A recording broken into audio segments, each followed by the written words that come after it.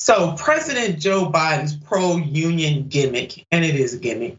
We were on the Republicans, now it's time to get on the Democrats. So that's what we do at Unbossed. We spare no one. President Biden's pro-union gimmick has been wearing thin, and it's got me asking that question. Some poor intern, well, I don't know if the intern is poor, but somebody put out this tweet yesterday. Let's take a look at it. Union workers are the most highly trained, highly skilled workers in the entire world. That's not a joke, that's a fact. Yeah, they are. But yours truly called him out on his pro-union gimmick. Let's put this up. Yours truly did. My stunt double did that. They also deserve to strike for better working conditions without you and Congress stepping in to break it up. That's not a joke, it's a fact. Yeah, because my stunt double understands that. And I guess they think that people are stupid, that folks are not gonna remember. I mean, I'm old enough to remember that the president and the Congress took away the rights of rail workers to strike. The best, the strongest tool that they had in the toolbox, they took that away. And now this person who tweeted this out for this president, he got the nerve to say he's standing up with union workers. And of course, yeah, something wrong with him. Biden is breaking his sick leave promise to crush rail workers. There it is. In 2020, Biden called the lack of decent paid sick leave, quote, a national disgrace. Now he's siding with rail barons to crush rail workers seeking those benefits. And he did just that. And I'm not alone in falling for the facade. There are a whole bunch of people who are not falling for the facade of the president. Even Twitter didn't fall for it. Let's put this up. The craziness of Musk, but still, they were absolutely right. So the president, I campaigned to restore the backbone of this country, the middle class and unions. Over the last 2 years, that's what we've been doing. Americans are working, the economy is growing, incomes are rising faster than inflation. And then you guys see that little note, like it's a little asterisk. Biden signed a law breaking a significant strike, which does not conform with his claim that he is restoring unions. Now, that is true. And so when you got Twitter fact checking your gimmick, that's saying a whole lot. Also want you to check out this scathing statement from Mark Diamondstein, president of the American Postal Workers Union. Let's put this up.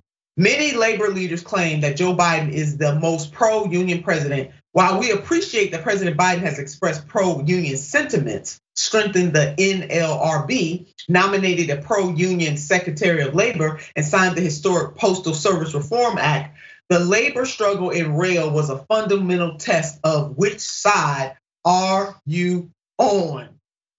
Go ahead, President Mark, lay it out there. So glad to see a labor leader not play around and not kowtow to this White House and to this Congress and be very strong about what they just did to the rail workers. Jessica?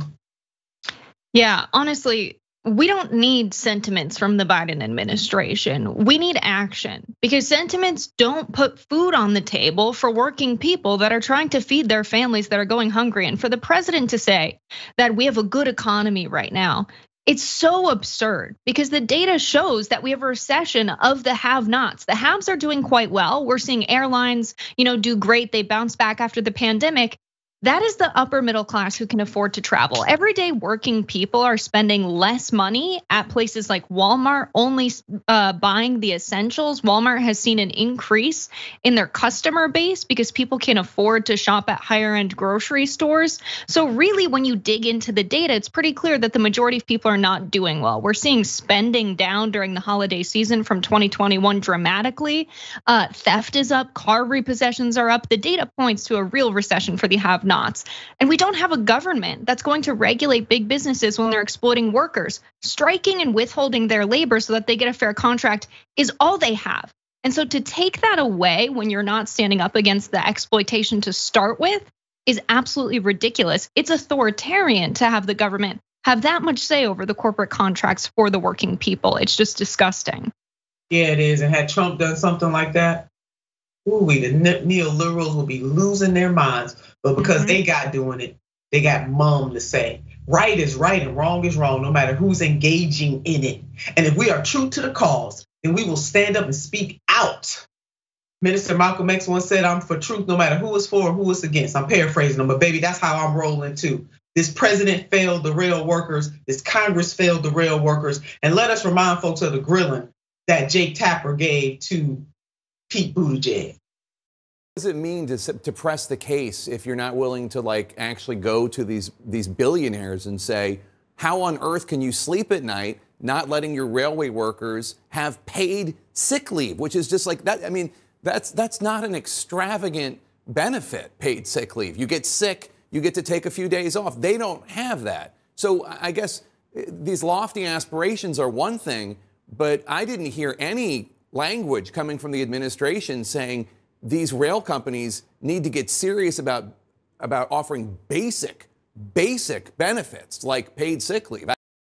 Yeah, just basic benefits. It's not extravagant. So glad that Jake Tapper took it there, really is. And this is a reminder coming from the lever that the Biden administration could have avoided this by just listening to the American people, what the American people had to say. Could have avoided this totally by not stepping on or crushing the rail workers.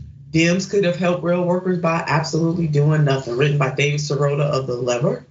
There are those encouraging Biden to take executive action. He should do that. Let's put this up. Bernie to Biden, you can give rail workers sick days. The Vermont senator leads over 70 members of Congress urging the president to sign an executive order extending sick days for federal contract workers to the rail industry. Yeah, let's go ahead and do that post haste. Please, let's do that.